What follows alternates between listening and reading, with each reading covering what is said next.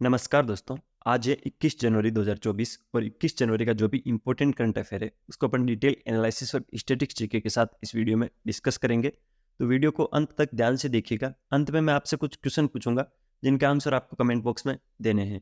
और कल जो क्वेश्चन पूछे थे उनके राइट आंसर भी आज अपन देखेंगे। अगर आपको इस क्लास की पीडीएफ चाहिए तो वो मिलेगी टेलीग्राम चैनल पे। टेलीग्राम चैनल ज्वाइन करने के लिए वीडियो के डिस्क्रिप्शन में टेलीग्राम चैनल का लिंक है। अपने इस यूट्यूब चैनल पर प्रतिदिन सुबह 6 बजे करंट अफेयर की क्लास आती है जिसमें उस दिन के करंट अफेयर को अपन डिटेल एनालिसिस और स्टैटिस्टिक्स जीके के साथ कवर करते हैं। तो प्रतिदिन का करंट अफेयर पढ़ने के लिए अभी लाल वाला बटन दबाकर चैनल को सब्सक्राइब कर दीजिए, बेल वाला आइकन जरूर प्रेस कर दीजिए जिससे आपको नोटिफिकेशन मिलते रहेंगे और मुझे मोटिवेशन मिलता रहेगा। इस वीडियो को कर दीजिए लाइक और चलिए आज की क्लास को शुरू करते हैं। पहला क्वेश्चन क्या है? हाल ही में बिहार के बाद जाति जनगणना शुरू करने वाला दूसरा राज्य कौन सा है? तो सबसे पहले तो जाति जनगणना शुरू करने वाला राज्य बिहार था। बिहार के बाद दूसरा जाति जनगणना शुरू करने वाला राज्य है आंध्र प्रदेश। कौन सा है? आंध्र प्रदेश। तो ऑप्शन नंबर 3 इसके अंदर राइट है। आंध्र प्रदेश आप जब पढ़ते होगे तो आपको ये याद होना चाहिए कि भाषाई आधार पर बनने वाला पहला राज्य भी आंध्र प्रदेश था। आंध्र प्रदेश को लेकर पिछले कुछ दिनों में अपन ने क्या करंट अफेयर पढ़ा है उसको एक बार अपन रिवाइज कर लेते हैं। आंध्र प्रदेश के मुख्यमंत्री ने सामाजिक सुरक्षा पेंशन को बढ़ाकर 3,000 रुपये किया है। जो सामाजिक सुरक्षा पेंशन है उसको बढ़ाकर आंध्र प्रदेश के मुख्यमंत्री जी ने 3,000 रुपये कर दिया है। इसके साथ कृषि विपणन सुधारों में आंध्र प्रदेश शीर्ष पर है। तो कृषि विपणन सुधारों में सुधार के लिए आंध्र प्रदेश टॉप पर है। पूर्व स्टार क्रिकेटर अंबाती रायडू ने वाईएसआर कांग्रेस पार्टी ज्वाइन की है, वो भी आंध्र प्रदेश से संबंधित है। आंध्र प्रदेश सरकार पिछड़ा वर्ग जाति जनगणना शुरू करेगी। पिछड़ा वर्ग जाति जनगणना भी आंध्र प्रदेश सरकार शुरू करने वाली है। मिनिएचर ईस्टर्न घाट्स विशाखापट्टनम का नया पर्यटक स्थल बना है जो कि आंध्र प्रदेश के अंदर है। तो आंध्र प्रदेश को लेकर आपको ये चीजें याद रखनी है। अगला क्वेश्चन, हाल ही में किस राज्य सरकार ने माई स्कूल माई प्राइड अभियान का अनावरण किया है? तो हिमाचल प्रदेश। हिमाचल प्रदेश राज्य सरकार ने माई स्कूल माई प्राइड अभियान का अनावरण किया है जिसके अंदर जो स्कूल है उनका समग्र विकास किया जाएगा। तो ध्यान रखना है आपको। हिमाचल प्रदेश को लेकर पिछले कुछ दिनों में अपन ने क्या करंट अफेयर पढ़ा एक बार रिवाइज मार लेते हैं। विंटर कार्निवल शिमला के अंदर हुआ था। हिमाचल प्रदेश शिमला के अंदर विंटर कार्निवल हुआ था। हिमाचल प्रदेश सरकार ने विद्यालय विकास में सामूहिक योगदान को बढ़ावा देने के लिए अपना विद्यालय कार्यक्रम शुरू किया था। हिमाचल प्रदेश का जो हट्टी समुदाय है उसको अनुसूचित जनजाति का दर्जा मिला था। तो ये भी इंपॉर्टेंट है, ध्यान रखना है। अनाथ बच्चों के लिए योजना बनाने वाला पहला राज्य हिमाचल प्रदेश है। ये भी इंपॉर्टेंट है कि अनाथ बच्चों के लिए पहली योजना बनाने वाला पहला राज्य हिमाचल प्रदेश है। हिमाचल प्रदेश सरकार ने प्राकृतिक खेती को बढ़ावा देने के लिए मोबाइल वैन कार्यक्रम शुरू किया है। तो मोबाइल वैन कार्यक्रम किसने शुरू किया है? हिमाचल प्रदेश सरकार ने। किस लिए? प्राकृतिक खेती को बढ़ावा देने के लिए। अगला क्वेश्चन, हाल ही में किस राज्य सरकार ने मुख्यमंत्री महिला उद्यमिता अभियान का अनावरण किया है? तो असम।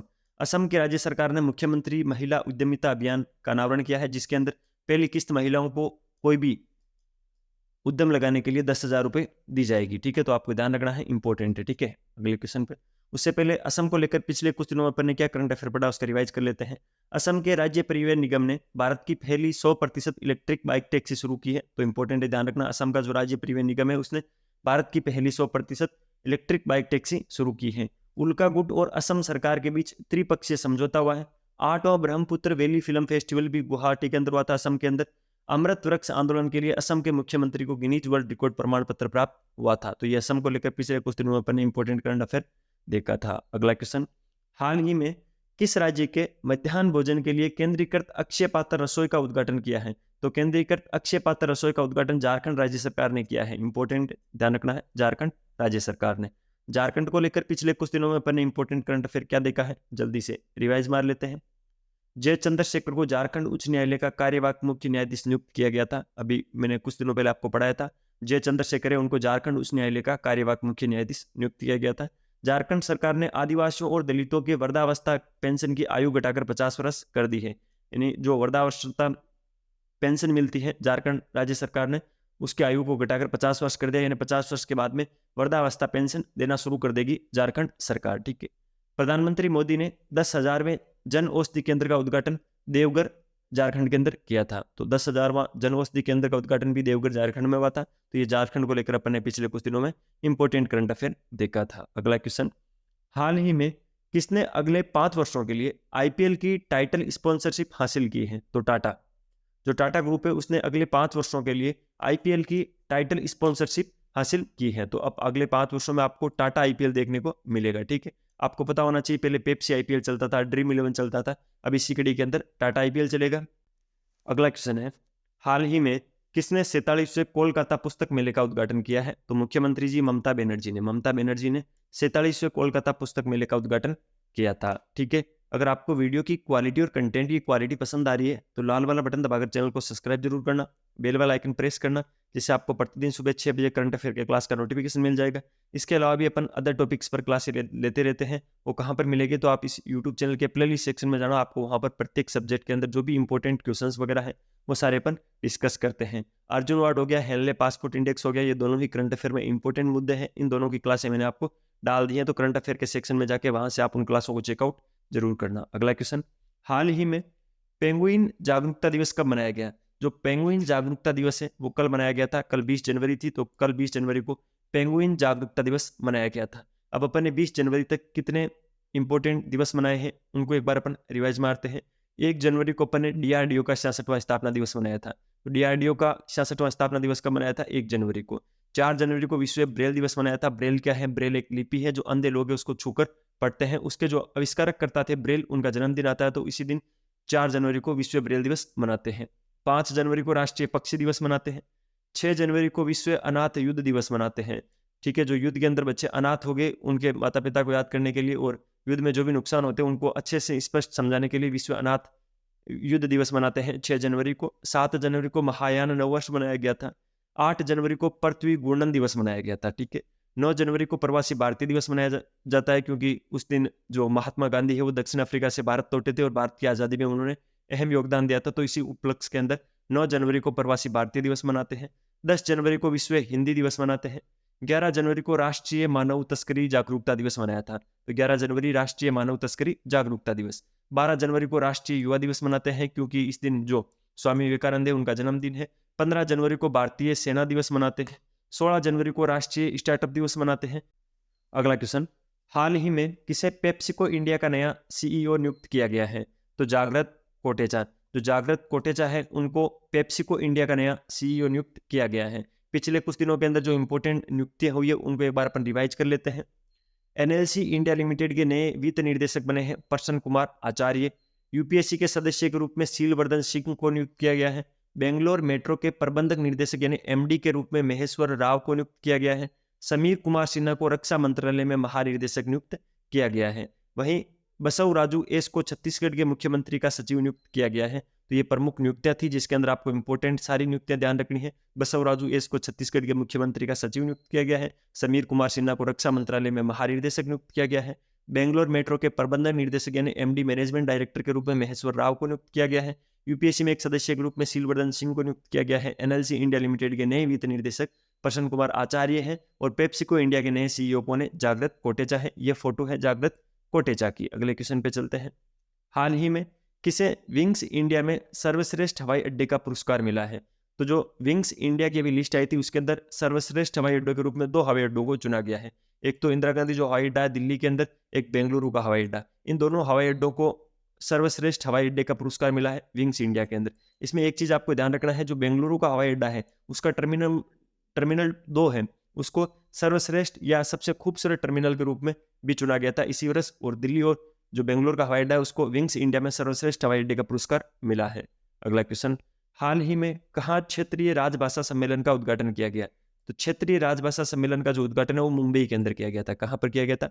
मुंबई के अंदर क्षेत्रीय राजभाषा सम्मेलन का उद्घाटन किया गया था। अगला क्वेश्चन, हाल ही में किसने युगांडा में G77 तीसरे शिखर सम्मेलन में भारत का प्रतिनिधित्व किया था? जो G77 का तीसरा शिखर सम्मेलन हुआ था उसके अंदर युगांडा में भारत का प्रतिनिधित्व किसने किया था? वी मुरलीधरन ने भारत का प्रतिनिधित्व किया था। अगला क्वेश्चन, हाल ही में किसे मत्स्य पालन प्रबंधन पर FAO की समिति का उपाध्यक्ष चुना गया है? तो अपने देश भारत को मत्स्य पालन प्रबंधन पर FAO की समिति का उपाध्यक्ष चुना गया है। तो इंपॉर्टेंट है, ध्यान रखना है।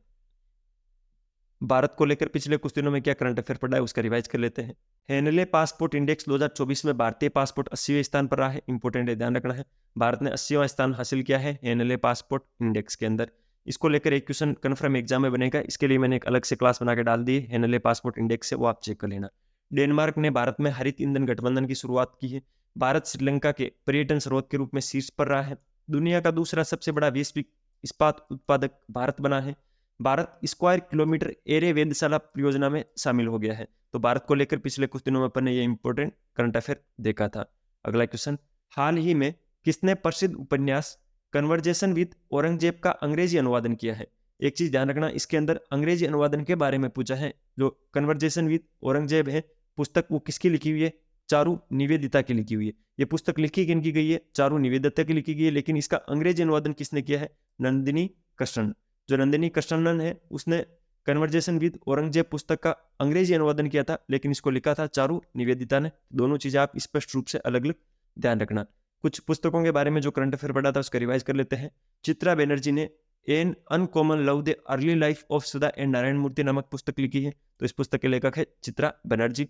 भूपेंद्र यादव ने Modi enjoying a green future नामक पुस्तक का विमोचन किया है। ट्विंकल खन्ना ने अपनी नई पुस्तक लिखी है वेलकम टू पैराडाइज।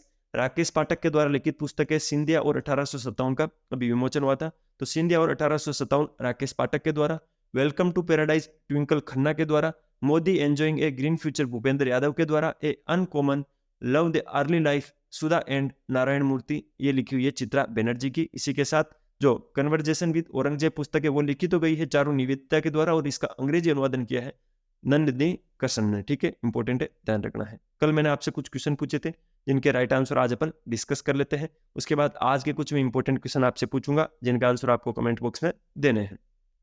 कल क्वेश्चन पूछा था मैंने, हाल ही में किस राज्य के फल कच्ची खरेक को जीआई टैग मिला है? तो गुजरात। गुजरात राज्य का एक फल है कच्ची खरेक जिसको भी जीआई टैग मिला था। अगला क्वेश्चन, हाल ही में एशिया का सबसे बड़ा नागरिक उड्डयन शो विंग्स इंडिया 2024 कहाँ शुरू हुआ है? तो हैदराबाद के अंदर। हैदराबाद के अंदर विंग्स इंडिया 2024 शुरू हुआ था। इंपॉर्टेंट ध्यान रखना है, एशिया का सबसे बड़ा नागरिक उड्डयन शो था जो कि हैदराबाद के अंदर हुआ था। आज के क्वेश्चन क्या है, हाल ही में कौन 2010 के बाद पहली बार शीर्ष स्मार्टफोन निर्माता बना है? यानी 2010 के बाद में टॉप स्मार्टफोन निर्माता कंपनी कौन बनी है? शाओमी, सैमसंग, एप्पल या इनमें से कोई नहीं? तो इसमें से राइट आंसर क्या है जल्दी से कमेंट बॉक्स में छाप दो। अगला क्वेश्चन, हाल ही में किस देश के मून मिशन स्नाइपर ने चंद्रमा पर लैंडिंग की है? यानी किस देश का जो स्नाइपर मिशन है जिसने चंद्रमा पर सक्सेसफुल लैंडिंग की है? ऑप्शन नंबर 1 फ्रांस है, ऑप्शन नंबर 2 जापान है, ऑप्शन नंबर 3 ऑस्ट्रेलिया है, ऑप्शन नंबर 4 इनमें से कोई नहीं है। जो भी राइट आंसर है आप कमेंट बॉक्स में जल्दी से छाप देना। क्लास को पूरा देखने के लिए आपका बहुत बहुत धन्यवाद। अगर आपको वीडियो की क्वालिटी और कंटेंट की क्वालिटी पसंद आई है तो लाल वाला बटन दबाकर चैनल को सब्सक्राइब जरूर कर देना, बेल वाला आइकन प्रेस कर देना जिससे नई वीडियो की नोटिफिकेशन आपको मिल जाएगी, मुझे मोटिवेशन मिल जाएगा। प्रतिदिन सुबह 6 बजे करंट अफेयर की क्लास आपको रेगुलर रूप से मिल रही है और आगे भी मिलती रहेगी। अच्छे अच्छे कमेंट किया करो जिससे मुझे अच्छा लगता है। अगर किसी भी प्रकार की पीडीएफ चाहिए तो टेलीग्राम चैनल ज्वाइन कर लेना। टेलीग्राम चैनल पर आपको ये सारी चीज़ें मिलती हैं। टेलीग्राम चैनल की लिंक वीडियो के डिस्क्रिप्शन के अंदर है। मिलता है फिर किसी नए सेशन के साथ, तब तक अपनी पढ़ाई जारी रखो, अपने स्वास्थ्य का ध्यान रखो। टेक केयर, जय हिंद।